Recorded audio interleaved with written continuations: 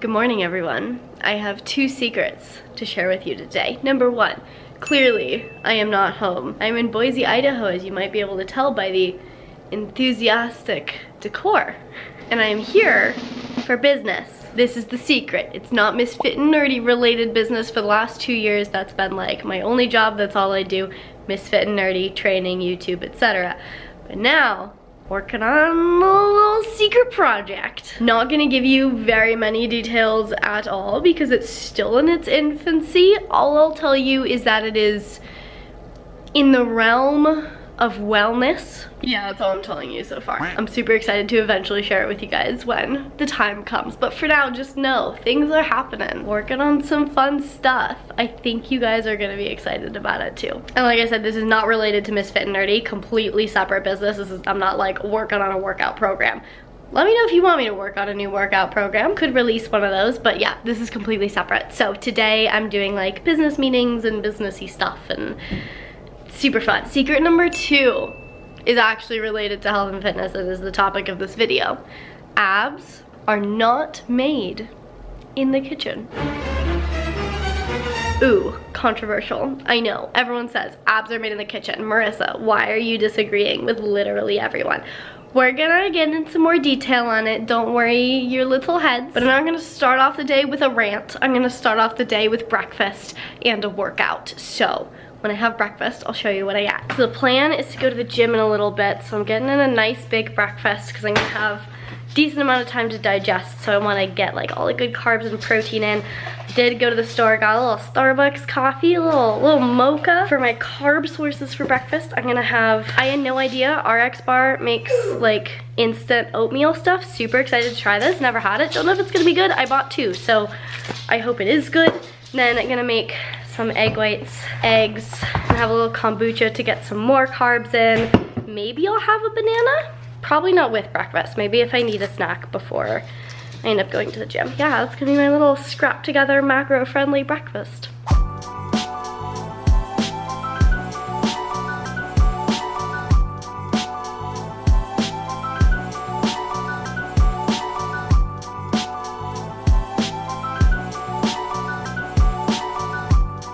So for breakfast, ended up with the oatmeal, a couple eggs, egg whites, a little bit of hot sauce, and that'll be good for the start to the day. All right, we're about to sit down, have a little business chit chat, business meeting. I'm gonna snack on a banana and a kombucha because I'm gonna go to the gym right afterwards. To be honest, this is like, I have a business, MissFitAndNerdy is my business, but I've never intentionally started a business before. MissFitAndNerdy just kind of happened. And so it's been really interesting like taking this business and building it from the ground up with the intention of it being a business. And so I'm like diving into a bunch of stuff, learning a ton of really helpful strategy and all of that good stuff. So something we're gonna be doing today is going through a little course on branding. It goes into brand name and mission statement and logo design and all of that good stuff. And this is actually a course that's on Skillshare. I've been telling you guys I've been doing various classes on there as part of my nighttime routine or just like as I go through my day because I like to spend time just like learning things because I'm a nerd, so that's what I like to do. And Skillshare is an online learning community with thousands of classes for curious and creative people, and it's full of a lot of courses for building a business, building a brand, especially on the creative side of things. So I've been going through a bunch of courses on there, and today the one that we're doing is The Staples of Branding from Purpose to Product with Jeff Staple, who's the founder of Staple Design. So far we've gone through the little lecture on brand name and mission statement, which was super insightful, really helpful, and today we're gonna dive into logo design. So I'm super excited about that because I love design. I suck at design, but I love design. So it's gonna be really fun to kind of learn what he has to say about all that good stuff. If any of you guys are interested in diving deeper into any topics that you're interested in, or if you're trying to build a brand, build a business, do any sort of like creative endeavors, highly recommend checking out Skillshare. They offer so many different classes that make it so easy to engage with different topics in unique ways that you might otherwise not be able to if you're just like trying to Google how to do things. Like being able to sit with an instructor who has that background and that knowledge and get that kind of experience just like given to you is invaluable. So highly recommend checking it out. If you want to check it out, the first 1,000 people to click the link in the description box below will get 30% off a year of the premium membership. And even if you've already had the free trial of Skillshare, you can still take advantage of this to get a full year of learning and creative exploration. So click on that, first 1,000 people. It's gonna go fast. Go take all the classes, learn all of the things. And yeah, we're gonna go ahead and dive into some logo design stuff now.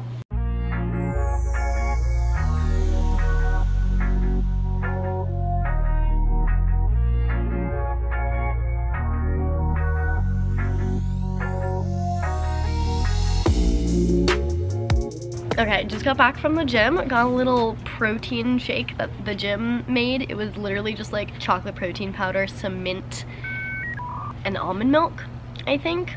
I don't know. It was good. But now I want to talk to you guys about secret number 2, which is the fact that abs are not made in the kitchen. Now let me break that down before I get a lot of people mad.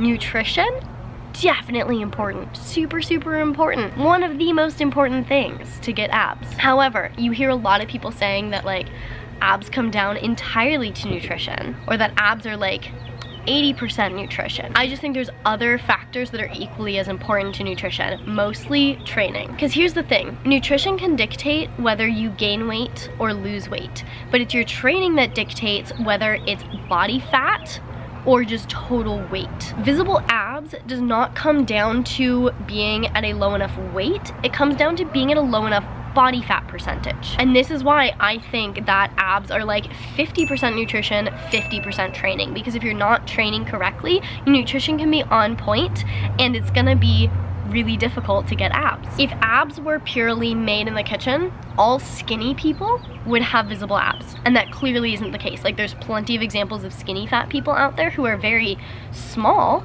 but they don't have ab definition or general muscle definition. You can see this very explicitly in all of the various pictures online that women have posted where they're the same weight but a different body fat percentage, and how that makes such a difference in the visibility of their muscles. Not necessarily abs specifically, but getting any closer to having more muscle definition in any area of your body means you're getting closer to having more definition in your abdominal region. There's also so many pictures online of women who have posted their cardio bodies versus their weightlifting bodies, and you can see a clear difference in body fat percentage, where most people who just do cardio are going to sit at a higher body fat percentage even if they're the same weight than people who do more resistance training. And this is just because the more muscle you have, the easier it is to burn fat, the more muscle tone you have under the body fat that you do have, and so the easier it is to see definition. And I just wanted to bring this up specifically because I see so many people online, this is not alcohol by the way, even though it's in a shot glass. I see so many people online just screaming like abs are made in the kitchen, you have to be in a calorie deficit to get abs, and that is not the case. You have to get to a lower body fat percentage. Yes, nutrition is important, but training is equally as important. And the main takeaway for that is just basically if you want to have visible abs, you need to be resistance training. You don't need to be resistance training, but like it's gonna be a lot easier for you if you're lifting weights, training your abs with resistance training. If you haven't seen my video all about how to get abs at a higher body fat percentage, check that video out because it goes through how to resistance train for more visible and defined abs. I just think it's super misleading for everyone to be saying that abs are just made in the kitchen and not acknowledging the whole other side of it that really makes the difference with losing fat versus losing weight. Resistance training helps most of your weight loss come from fat, whereas if you're doing mostly like cardio circuit style training,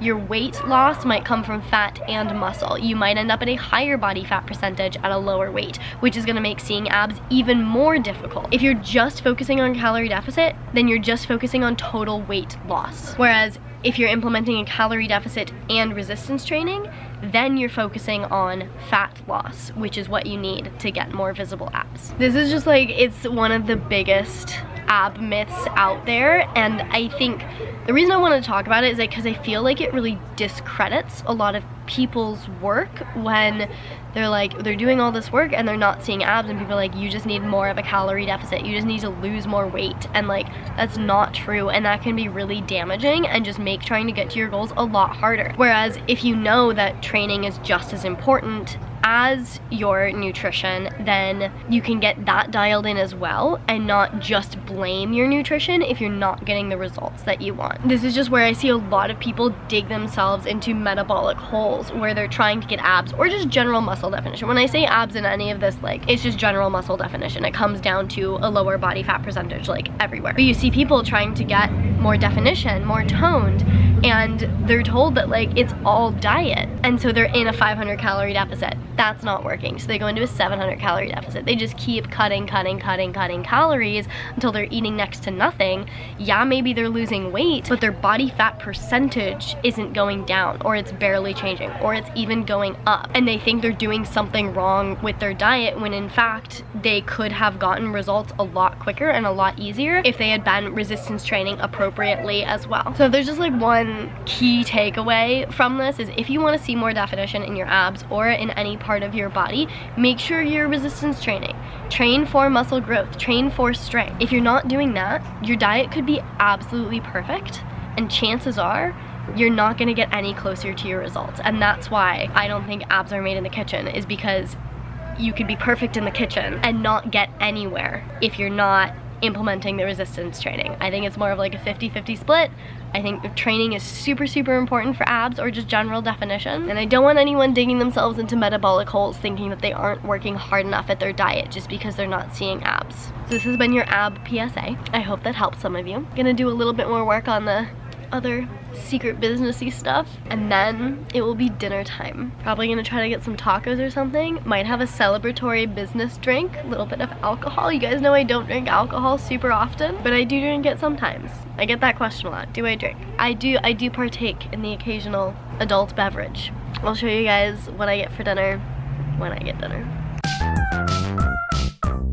So for dinner last night, I ended up ordering some chicken enchiladas that came with some rice and beans and guacamole and like salsa and sour cream. I also got a little Moscow Mule, my go-to drink, just because I like it. It's good when there's no hard kombucha. That's usually my go-to form of alcohol. But if there's none of that, Moscow Mules are delicious, so I got one. And just to give you guys an idea of how I make this work with like my macros and tracking purposes, I knew I was gonna end up going out for dinner, had a good idea it was gonna be Mexican food, and so I budgeted that into my macros for the day. So I made sure to eat a little bit lower fat earlier on because I knew there'd probably be like cheese and guacamole and all of that good stuff. I made sure to get in plenty of protein beforehand. That was one of the reasons I got the like protein smoothie after the gym, because usually you guys know I don't like to rely on protein powder to get protein in, but I'm not at home, I'm not prepping my food right now, so that's what was available, so I got it. So I made sure I had about 700 or 800 calories left for dinner, and then I ordered something that I knew would have a good distribution of macros on the plate. So it came with chicken, so it helped me get in some protein. It came with beans, which is helpful for protein and carbs. It came with rice, which was great for just pure carbs, and then the guacamole, sour cream, and that kind of stuff, like the sauce on the enchiladas, good for fat. So I was able to, like, within the plate, kind of log things, figure out how much of each thing I kind of needed to eat to hit my macros precisely, and then just eat that much. So basically I ordered a little bit more than I needed with a good distribution of macros so that I could just portion out what I needed to fit my macros, and it was good to go. And after that I was very full, very satiated, didn't really want dessert, so I didn't really end up having anything afterwards. I just had some water. You guys know I'm usually a dessert person, but very occasionally I'll get to the end of the day and not crave chocolate, so I just won't have any. And that was my full day of eating and 2 little secrets that I had to share with you guys. I hope the ab secret was helpful, educational. I hope the other secret was mildly entertaining and fun, maybe. I may be giving you guys a little bit more insight, or like the chance to get a little bit more insight on Instagram. I don't want to hint too much yet, but just like make sure you're paying attention to my Instagram stories if you do want to be like potentially a little bit involved or get more information on what's going on. If you like this video, please give it a big thumbs up. It really does support me and my channel. I really genuinely appreciate it. Please share this video with your friends, your family, and your neighbors. If you want to see more videos from me all about health and fitness, you can check them out over here. To see future videos, make sure you hit that subscribe button, hit the little notification bell so you get notified when I post a video, and I will see you very soon. Bye!